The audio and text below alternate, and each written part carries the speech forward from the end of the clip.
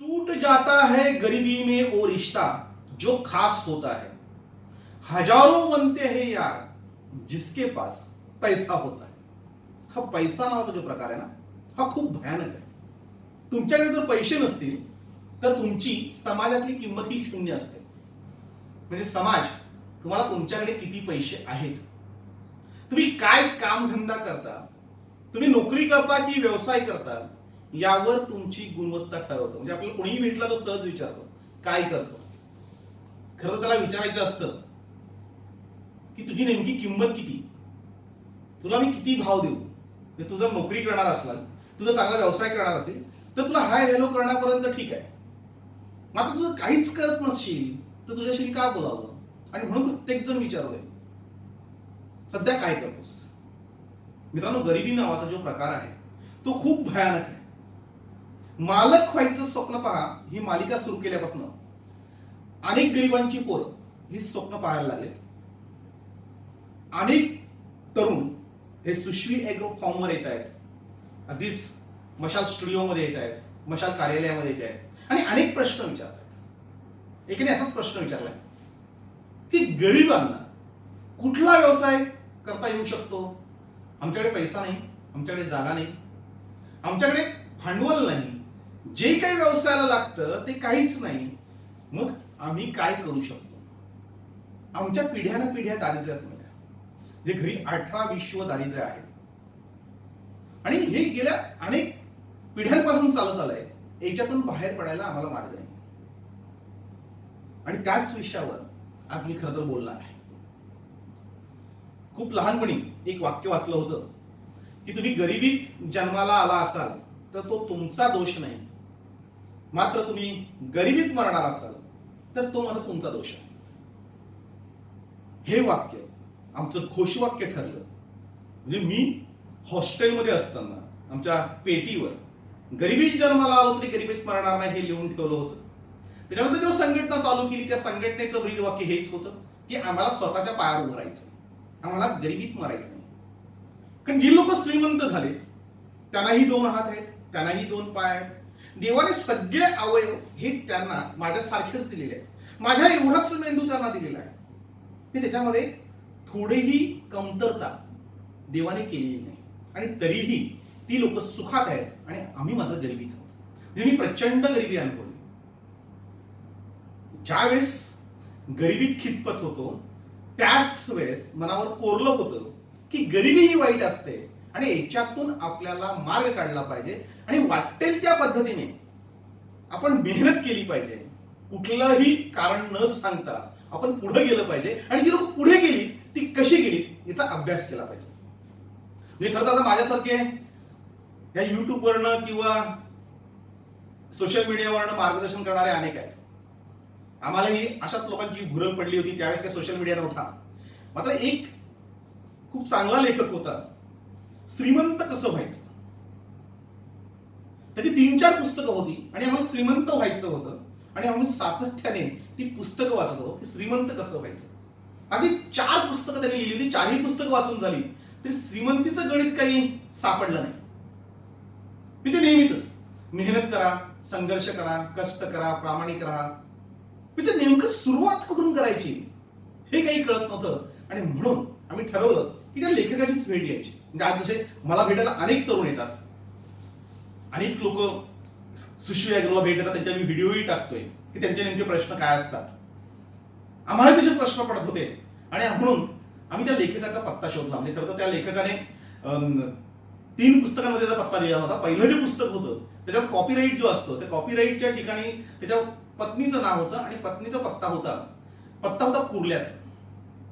मी आणि माझा मित्र त्याचा पत्ता तो शोधून काढला आणि त्याच्या घरी गेलो. घरी गेल्यानंतर तिथे आमचं जे स्वागत झालं ते खूप भयानक होतं. कुर्ल्याच्या झोपडपट्टीत राहणारा तो माणूस एका 10x10च्या रूम मध्ये राहत होता. छोटीशी रूम. आणि तिथे गेल्या त्याच्या आईने सांगितलं की श्रीमंत व्हायला आलेत ना, या म्हणे बघा आमची श्रीमंती. मी हैराण झालो की जो लेखक श्रीमंतीचे धडे देतोय, श्रीमंत कसं व्हायचं तो सांगतोय, त्याच्या घराची अवस्था पाहत नव्हती. आणि त्याच्यानंतर त्याच्या पत्नीने सांगितलं की याच्या मागे लागू नका. खर तर पुस्तक विकून तो श्रीमंत व्हायला बघतोय, कुठलीही मेहनत न करता. मात्र कोणीही पुस्तक विकत घेत नाहीये. तो काळ वेगळा होता, म्हणजे 90चं दशक होतं ते. आणि तेव्हा पुस्तकं कोणी एवढं वाचत नव्हतं. आमच्यासारखेच काही तरुण जे होते त्यांना वेळ लागलं होतं की श्रीमंत व्हायचं आहे किंवा काहीतरी मोठं करून दाखवायचं आहे, लोकांसमोर आपल्याला जायचं आहे, आपल्याला समाजाची किंमत वाढवायची आहे. ही लोक पुस्तक वाचत होती. त्याच्यामधले आम्ही होतो आणि पुस्तकाचे ढीग त्याच्या घरामध्ये पडले होते. ते कोणीही ते पुस्तकं वाचत नव्हते. आम्ही त्याला फोन केला तर त्यांनी सांगितलं की तुम्ही या या हॉटेलमध्ये भेटायला या. आम्ही त्याला भेटायला गेलो आणि त्यांनी सांगितलं. त्यावेळेस त्यांची भेट झाली तेव्हा त्यांना बोललो की श्रीमंतीची पुस्तकं लिहिणारे तुम्ही का श्रीमंत झालेले नाही. त्याचा चेहरा पडला आणि आम्ही खूप चर्चा केली.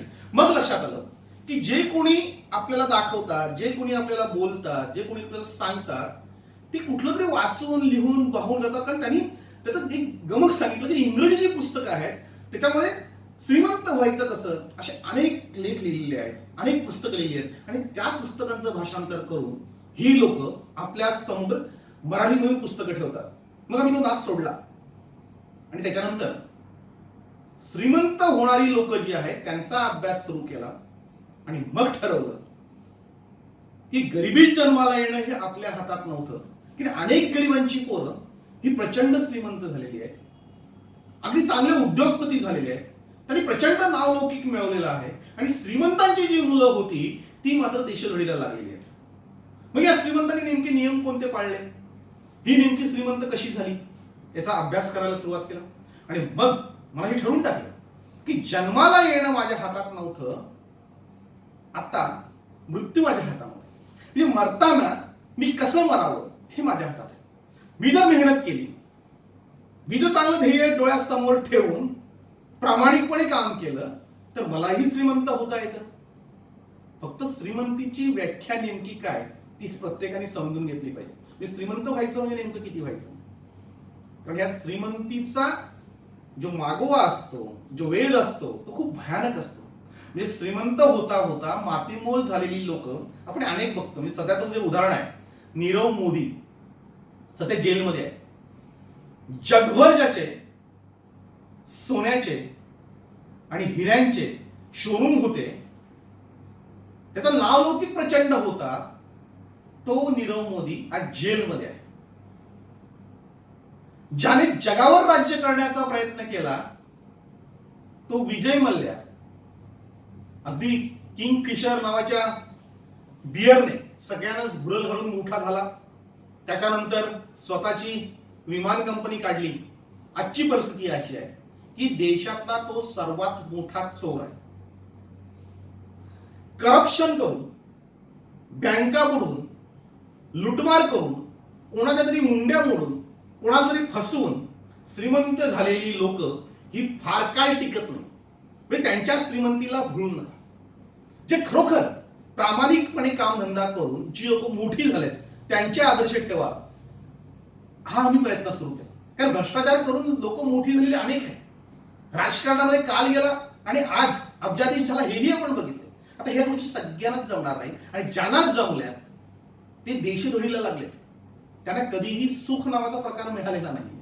आणि म्हणून ते सगळे प्रकार न करता चांगल्या मार्गाने मेहनतीने आपल्याला श्रीमंत होता येईल का या दृष्टीने आम्ही वाटचाल करायला सुरुवात केली होती. मी माझ्या अनेक भागांमध्ये सांगितले की सुरुवात ही मजूर घरापासून झालेली आहे, एका फर्टिलायझरच्या दुकानामध्ये झाडू मारण्यापासून झालेली आहे.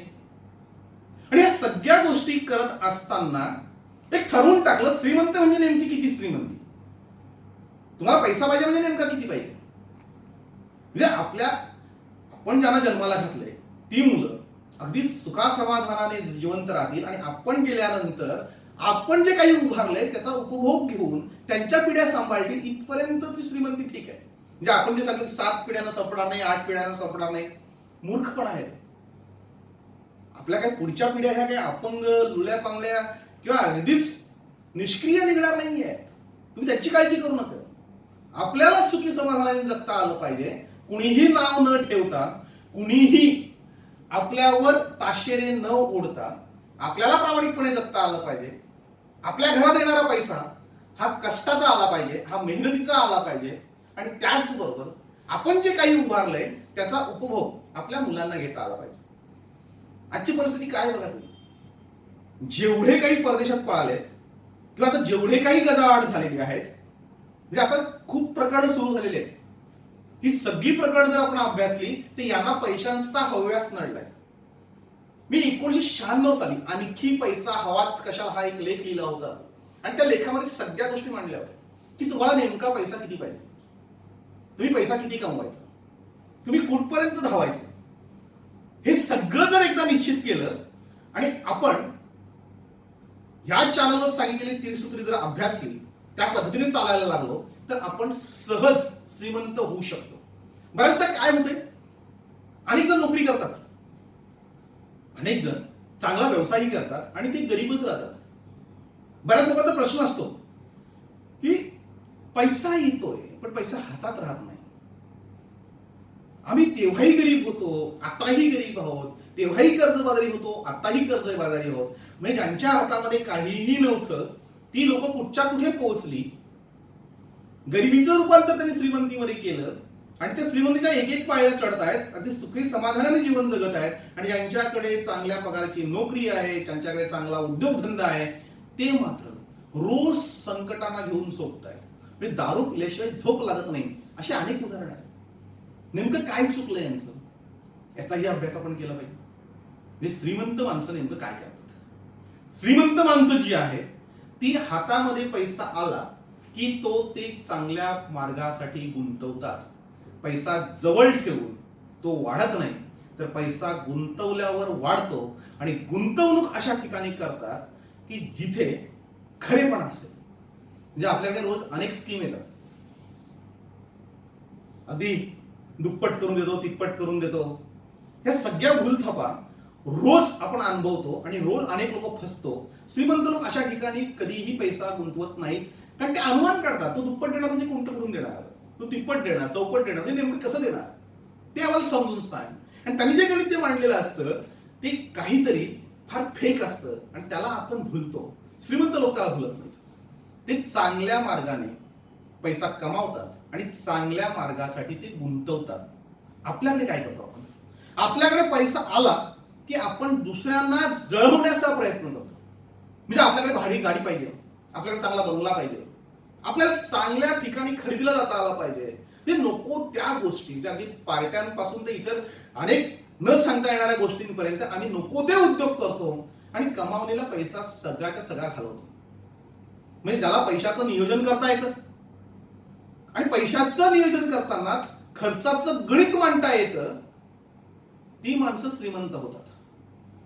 म्हणजे पैसा कसा कमवायचा हे सगळे सांगतील, मात्र पैसा कसा खर्च करायचा हे ज्याला कळतं तो पैसा सांभाळून असतो, तो पैसा कमवून असतो आणि तो सुखी समाधानी असतो.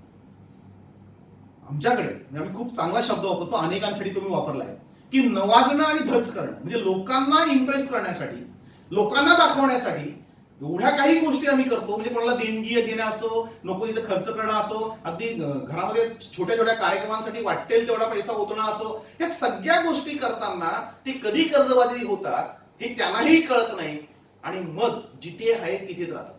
जी लोक फालतू खर्च करतात, जो अनावश्यक खर्च करतात, ही अनावश्यक खर्च करणारी मंडळी कधीही पुढे जात नाहीत. हे सगळ्या तरुणांसाठी सांगतो की तुमच्याकडे येणारा पैसा किती असतो तो बघा, तुम्ही कशा मार्गाने तो घालवतो तो बघा. आपल्याकडे जर आर्थिक नियोजन नसेल तर आपण कधीही पुढे जात नाही. हे प्रत्येकाने जर ठरवलं की माझ्याकडे येणारा पैसा किती, मी तो कोणत्या मार्गाने आला आणि मी तो कोणत्या मार्गाने खर्च करणार आहे, याचं एक सविस्तर नियोजन जर केलं तर आपल्यालाही श्रीमंत होता येतं.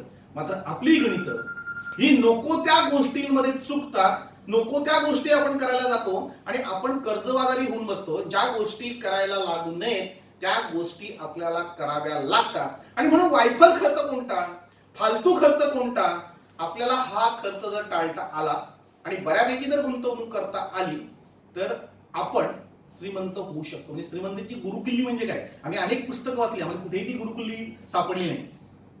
ज्यांच्या आयुष्यात कधीही स्वतःची गाडी घेता आली नाही, ज्यांना कधी स्वतःचं घर बांधता आलं नाही, तर स्वतःचा व्यवसाय उभारता आला नाही, ती लोक मार्गदर्शन करून सांगतात श्रीमंत कसं व्हायचं. आणि त्याच्यामुळं आपलं गणित आपली चुकतात, त्याला श्रीमंत नाही होता आलं. मी कसा काय श्रीमंत होणार? म्हणून नको त्या गोष्टी पाहण्यापेक्षा, नको त्या गोष्टी वाचण्यापेक्षा जी लोक प्रॅक्टिकली आहेत, म्हणजे आपण प्रॅक्टिकली करणारी लोक आपल्या आजूबाजूला भरपूर आहेत. म्हणजे विजय मल्ल्याने पैसा कसा कमावला ना विजय मल्ल्या कसा डुबला ते सोडून द्या. आपल्या आजूबाजूला तेवढी लोक आहेत की त्यांच्याकडे येणारा पैसा किती होता आणि आता ते कुठे आहेत, आणि त्यांच्याकडे अजिबातच पैसा नव्हता ती लोक आज कुठे आहेत. कित्येक उदाहरणं अशी देता येईल गरिबांच्या पोरांची की त्यांनी आपल्या बुद्धिमत्तेच्या जोरावर, आपल्या मेहनतीच्या जोरावर, प्रामाणिकपणावर त्यांनी पैसा कमावलाय आणि ते श्रीमंत झालेत. अशा लोकांच्या भेटीगाठी घ्या, त्यांच्याकडून अनुभव घ्या, त्यांच्याकडून बऱ्याचशा गोष्टी या शिकण्यासारख्या असतात त्या शिका. त्या कोणत्या गाड्या वापरतात, ते कोणत्या घरामध्ये राहतात, ते काय नेमकं करतात. म्हणजे माझं एक उदाहरण सांगतो. मी जेव्हा हातामध्ये पैसा आला, बऱ्यापैकी उद्योगधंद्यात जम बसला, तेव्हा माझ्या गावातून, म्हणजे पीक नावाचं माझं गाव आहे वाडा तालुक्यातलं, पीक गावातून येऊन वाडा शहरामध्ये पीक कॉलनी नावाची अख्खी कॉलनी बसवलेली आहे लोकांनी. आमच्याच लोकांनी खूप चांगल्या पद्धतीने मेहनत करून सगळ्या सालींचा जेव्हा जमाना होता त्यांनी सगळी घरे बांधली. माझ्याकडे जेव्हा पैसा आला त्यावेळेस मलाही तेच सांगण्यात आलं की आपल्याला ही एक छोटी जागा घेऊन तिथे घर बांधता येईल. मी त्यावेळेस कॉम्प्युटर घेतला. बाकी सगळ्यांनी चाली बांधल्या होत्या, चांगली घरं बांधली होती. मी त्यावेळेस अभ्यास केला की घरांपासून मिळणारं उत्पन्न किती. आपण जर एक चांगला बंगला बांधला तर त्या बंगल्यापासून मिळणारं उत्पन्न किती? उत्पन्न काहीच नाहीये. तो उत्पन्न कशामधून मिळेल? वाडा शहरातला, मी ज्या तालुक्याच्या ठिकाणी त्या शहरातला पहिला कॉम्प्युटर, ज्यावेळेस त्याची किंमत 2,75,000 होती. वाडा नागरिक पतपिढी आमच्या वाड्यामध्येच आहे, त्यांच्याकडनं लोन घेऊन, काही माझ्याकडले असलेले पैसे घेऊन मी पहिला कॉम्प्युटर घेतला आणि त्या कॉम्प्युटरवरनं मी बिझनेस सुरू केला. मी हे सगळे बिझनेस कसे सुरू केले हे सगळे तुम्हाला सांगणार आहे. पण घर बांधायचं की कॉम्प्युटर घ्यायचा, गाडी घ्यायची की व्यवसायासाठी गुंतवणूक करायची, ह्या गोष्टी आपल्याला समजल्या पाहिजेत, आपल्याला कळायला लागल्या पाहिजे. आधी जे मशाल टॉवर आहे किंवा मशाल हाऊस आहे, जिथे स्टुडिओ आहे, मशालचं ऑफिस आहे, घर आहे, मी एक चांगला बिल्डर आहे, मी सगळ्या गोष्टी केल्या. पण अजूनही स्वतःचा बंगला की स्वतःसाठी बंगला बांधलेला नाही. कारण मला माहित होतं की बंगल्यामध्ये राहिल्यानंतर बंगल्यामधला जो मेंटेनन्स आहे तो परवडेल किंवा नाही, किंवा जर परवडला तरी तो अनावश्यक खर्च आहे. आणि म्हणून मी बिल्डिंग मधल्याच एका फ्लॅटमध्ये राहतोय. आजही बिल्डर असून मी आजही फ्लॅटमध्ये राहतोय. त्याला कारण असं की आम्हाला गुंतवणूक समजावली गेली, गुंतवणूक समजून सांगितली गेली. सांगणारी लोक एवढी मोठी होती की त्यांनी ते स्वतः आजमावलं होतं, आत्मसात केलं होतं. म्हणजे आपल्याकडे काही नाही आणि फक्त आपण सांगतो अशातला भाग नाहीये. ते त्यांनी खरोखर करून जे दाखवलं होतं त्या पद्धतीने आम्हीही त्यांच्या पावलावर पाऊल ठेवायला सुरुवात केली. म्हणजे यशस्वी माणसाच्या पावलावर पाऊल ठेवून आपण पुढे जाऊ शकतो. अयशस्वी जी माणसं असतात, निष्क्रिय जी माणसं असतात, त्यांच्या सावलीलाही उभं राहता कामा नये हे आम्ही माझ्या मेंदूवर आम्ही कोरून घेतलं होतं. म्हणजे या निष्क्रिय माणसांशी आम्ही बोलायलाही तयार नसतो, कुठली वार्ताही करायला तयार नसतो. मग जी यशस्वी माणसं असतील त्यांनी आम्हाला नाकारलं, झिडकारलं, आम्हाला दूर लोटलं तरी त्यांच्याकडून काही शिकता येईल का यासाठी आमचा सातत्याने प्रयत्न असतो. म्हणजे तुम्हाला सगळ्यांना एक विनंती आहे, जे प्रश्न विचारतायत की आम्ही गरीब आहोत, धंदा कसा करायचा. धंदा करायला पैसा लागत नाही, धंदा करायला बुद्धी लागते, मेहनत लागते. जो धंदा करायचा आहे त्याला पूर्ण माहिती घ्या, त्याची पूर्ण अभ्यास करा, कुठेतरी त्याची प्रॅक्टिकल करा, तो धंदा समजून घ्या आणि मेहनतीने तो धंदा उभा करा. हे आम्ही वारंवार याच्यासाठी सांगतोय की याच्याशिवाय दुसरी त्रिसूत्री कुठलीच नाहीये. जे जे लोक श्रीमंत झाले चुकीच्या मार्गाने, करप्शनने, त्यांची अवस्था ही अत्यंत वाईट होते. म्हणजे हे जग वेगळं आहे, लक्षात घ्या. कलियुगामध्ये ह्या जन्मात फेडावं लागतं. ज्यानी लोकांच्या मुंड्या मोडल्या, ज्यानी करप्शनने पैसा कमावलाय, लोकांना फसवलंय, लुबाडलंय, त्यांचा शेवट, त्यांचा अंतकाळ बघा, तो अत्यंत वाईट आहे. तो पैसा कितीही असला तरी त्यांना सुखाने झोप येत नाही. सुखाने झोप जर मिळवायची असेल तर आपल्याला पैसा कमावता आला पाहिजे, पैसा गुंतवता आला पाहिजे आणि त्याचबरोबर पैसा योग्य मार्गासाठी खर्च करता आला पाहिजे.